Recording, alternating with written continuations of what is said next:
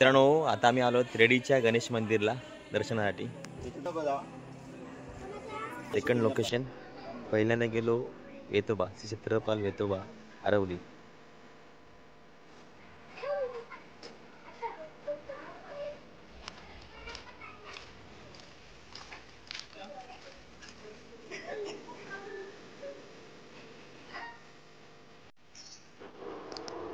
Ready येथील नागोळावाडीतील एक तरुण सदानंद नागेश कांबळी हा ट्रक ड्रायव्हर म्हणून एक लोह खनिजाच्या कंपनीत नोकरीला होता।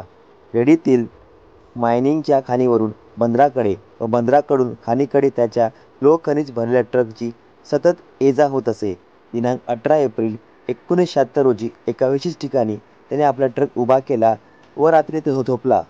पहाटेच्या सुमारास त्याला स्वप्न पडले व स्वप्नामध्ये श्री गणपतीने येऊन त्याच ठिकाणी खुदा आपले या ठिकाणी वास्तव्य आहे हा दृष्टांत दिला। त्यानुसार श्री कांबळी व श्री वासुदेव जुवेलकर यांनी मायनिंग कंपनीतील काही मजुरांच्या मदतीने खोदकामास सुरुवात केली। काही भागाचे खोदकाम करताच त्यांना आश्चर्य धक्काच बसला। त्यांना गणपतीच्या मूर्तीच्या तोंडाचा व कानाचा भाग स्पष्ट दिसू लागला। लगेच ग्रामदेवता श्री माऊली देवीच्या मंदिरात ती सर्व मंडळी गेली व त्यांनी देवीचा कौल घेतला। श्रीदेवी माऊलीने श्री गणपतीच्या मूर्तीची त्याच ठिकाणी स्थापन करण्याचा कौल दिला। खोदकाम करता करता दिनांक 1 मे 1976 रोजी गणपतीची पूर्ण मूर्ती दिसली। श्री गणराया पकडले। ही मूर्ती जांभ्या दगडाच्या गुंफेमध्ये कोरलेली होती व मूर्ती जांभ्या दगडाचीच होती। सुमारे 1.25 महिन्यांनी बंदराजवळ गणपतीचे वाहन असलेल्या दगडात कोरलेला मोठा उंदीर सापडला।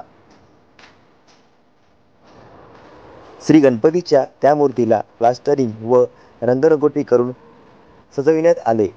श्री गणेशाची ती द्विभुजा भव्य मूर्ती अतिशय देखणी व सुबक दिसते। नवसाला पावणारा हा रेडीचा श्री गणेश भाविकांचे श्रद्धास्थान आहे। या ठिकाणी श्री गणेशाचे सुबक मंदिर बांधण्यात आले। प्रत्येक संकष्टीस व श्री गणेशाच्या प्रकट दिनी अनेक भाविक येथे दर्शनासाठी येत असल्याने त्या परिसरात जत्रेचे स्वरूप असते। अनेक भाविक पर्यटक रेडीच्या या गणपतीच्या दर्शनाची अगत्याने श्रद्धेने येतात।